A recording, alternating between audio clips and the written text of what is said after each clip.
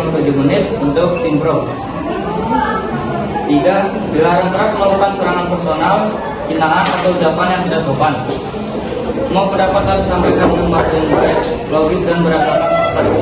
4. Moderator berhak menghentikan peserta jika waktu habis terjadi pelanggaran aturan atau argumen pada topik debat. Kita harap melihat persetujuan moderator untuk memberikan pendapat. 5. Seluruh peserta wajib menjaga suasana kondusif selama debat berlangsung agar kegiatan dapat berjalan dengan lancar dan adil bagi semua pihak. Sekian yang bisa saya sampaikan.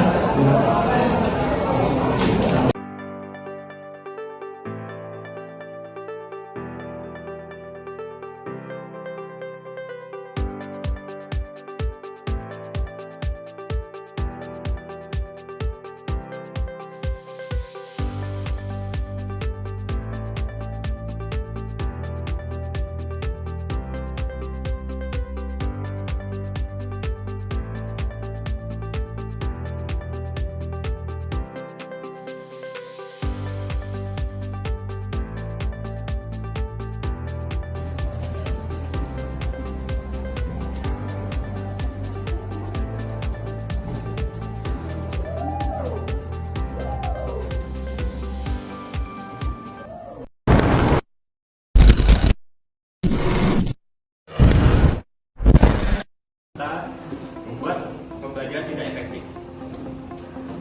Menurut Larry Rosen, psikolog pendidikan dan teknologi, gawai di ruang belajar mengganggu fokus karena siswa terdorong untuk berpindah tugas secara cepat, dan hal ini menurunkan kemampuan mereka menyerap dan memahami materi pelajaran. Menurut Sherry Turkle, profesor MIT, ketika siswa terlalu sering menggunakan gawai, percakapan tatap muka dengan guru dan teman berkurang, padahal interaksi kita sedang mempertaruhkan kesehatan demokrasi versus bangsa. Ketiga, contoh kasus nyata. Tahun lalu di Surabaya, siswa SMP kelas 8 harus direhab karena kecanduan bermain game. Lainnya anjlok, orang tua bingung karena anak punya tracking depan gawai. Padahal ternyata hal main game. Di Jakarta, siswa SMP SMA. Ya, bahwa gawai itu juga menjadi salah satu tools ataupun alat bantu bagi mahasiswa atau siswa belajar. Ada beberapa negara yang mencoba teknologi, dan itu bukan hanya segelintir, tapi banyak siswa yang dapat mendapatkan prestasi karena teknologi. Oke, bukan nanya dulu, lu tau dari mana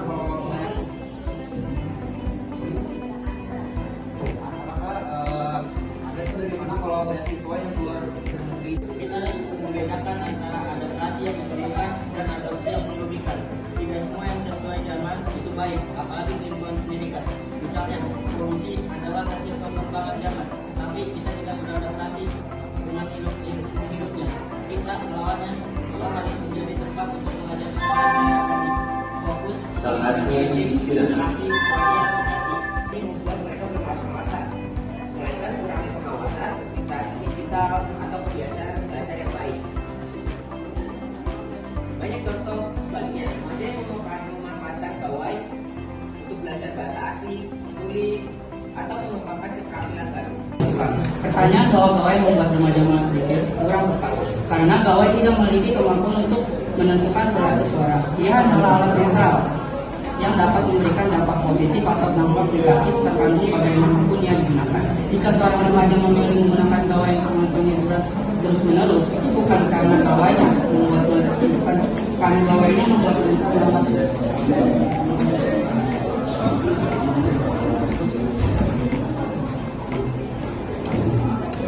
Jadi sikapnya gini ya, bukan salah gawainya, yang salahnya bahwa menggunakan data yang manfaat politik negatif itu adalah pilihan penggunaan sendiri. Terima kasih.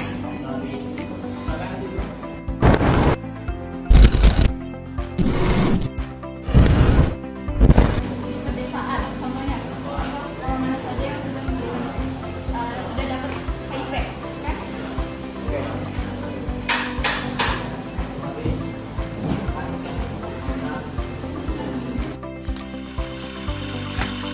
Terhadap pendidikan tampak jelas sejak awal pemerintah mereka dengan menempatkan pendidikan sebagai fondasi utama dalam agenda besar revolusi mental dan kemandirian pemberian paksa.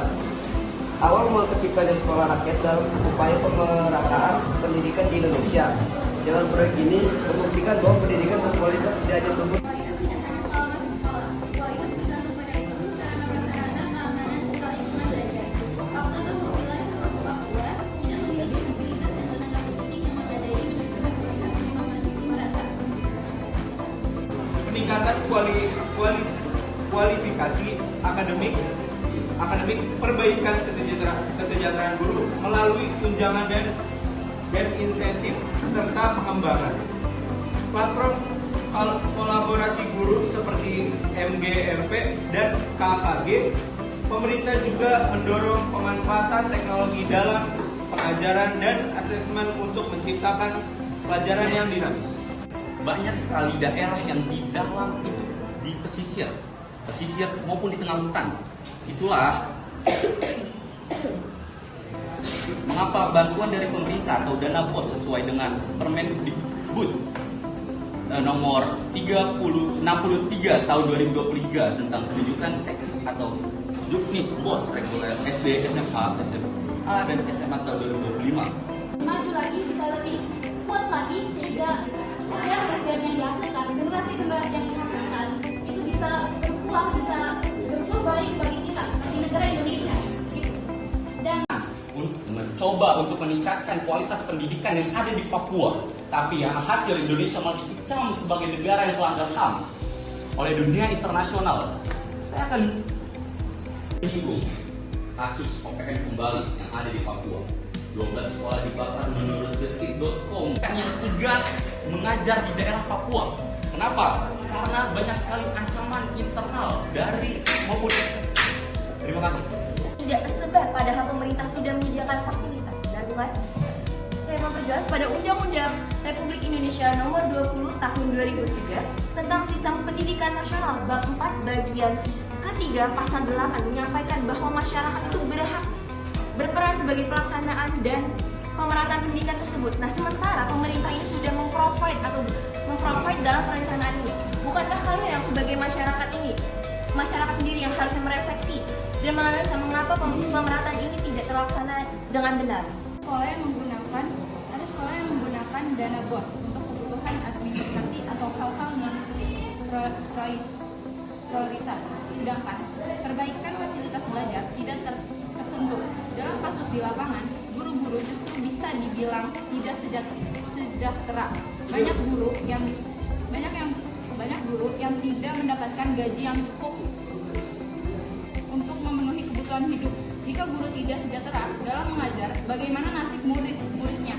Kita tidak boleh menutup mata dengan fakta ini. Nasib guru juga harus diperhatikan karena guru merupakan pahlawan tanpa jasa. 198.000 anak yang putus sekolah karena adanya kesenjangan fasilitas pendidikan antar sekolah. Dan akses informasi tidak selalu berarti peningkatan pemahaman. Justru siswa cenderung copy paste tanpa proses berpikir kritis. Dibandingkan